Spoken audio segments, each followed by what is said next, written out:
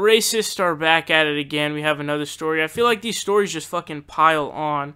But a black family was greeted with racial slurs in Kansas at new Habitat for Humanity home.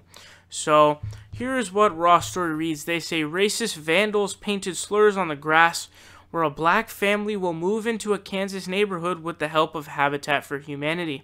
A neighbor discovered the racial slurs spray painted on the grass and tried to remove them with a weed whacker, and he called Habitat officials, who then notified the homeowner-to-be, reported the Topeka Capital-Journal. Quote, "I wanted to cry," said Shavonn Smith, who was black. "We've worked really hard to get where we are. The vandalism happened August 12th, the same day white supremacists rallied hundreds of miles away in Charlottesville, Virginia, where a counter-protester was killed when a neo-Nazi intentionally drove into a crowd. The neighbor who found the racial slurs declined to help Habitat file a police report because he feared retaliation." Do you fucking hear what I just said? This is so sad. So it's the same day that dumbass Charlottesville, Virginia white supremacist rally that happened. And what they're saying is the person who found the racial slurs was not down to help file a lawsuit or a report to the police because they feared retaliation from the people who wrote the racial slurs or who spray painted the racial slurs. What kind of a fucking country are we living in where you can't even report it to the police because the same people who committed vandalism are then going to get you because you ratted them out?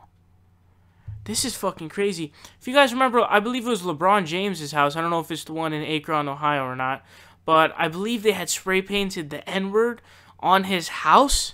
So this shit, I mean, it's unbelievable. And they say the Topeka neighborhood's city council representative said several residents had expressed concern about the Habitat lots because they saw 3 foundations constructed closely together and wondered what would be built there. Quote, "There were no signs, just basements. They were concerned if these were going to be manufactured homes. People get nervous when something comes to their neighborhood and doesn't know what it is."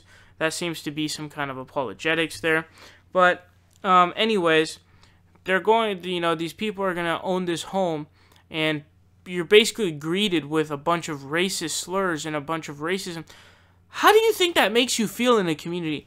How are you supposed to thrive? How are you supposed to raise your kids? How are you supposed to raise, help raise nephews or grandkids or whatever in a community where they're vandalizing your home before you even get there in preparation for you getting there? How are you supposed to feel safe? How are you supposed to thrive in this community? I mean, like, you have black people who have been disenfranchised for hundreds of years, and then they finally get out of the impoverished community, and they come into a neighborhood like this, and you fucking vandalize their house? Which one do you want? Do you want them to move into the better neighborhood because they have more money because now they're going to prosper and do well? Or do you want them to stay in their impoverished communities? Because you can't simultaneously make someone feel uncomfortable and say you're not welcome here by vandalizing and breaking the law and destroying their property, and then at the same time saying, "Oh man, I wonder why African Americans are so poor." It's fucking ridiculous. Support independent progressive media by leaving a subscription down below, leave a like and share the video. Help us out on Patreon, or you can donate in other ways. Links are in the description down below. We are fighting Trump tooth and nail, and we will continue to do so with your help.